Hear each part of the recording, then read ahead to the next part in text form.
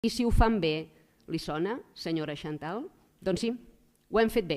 Molt millor del que ho va fer el tripartit d'esquerres, que era de l'endeutis en deutis, igual que el senyor Colomer.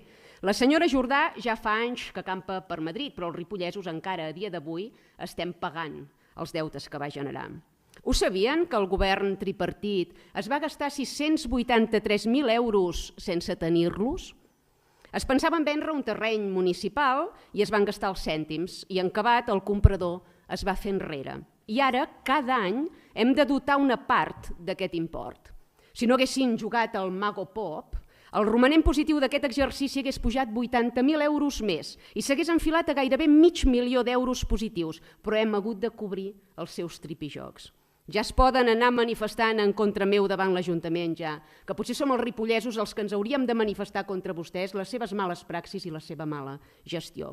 Per donar per tancada aquesta liquidació, repetir-los d'algunes de les dades que ja els he fet avinents abans, en comparació amb l'exercici anterior.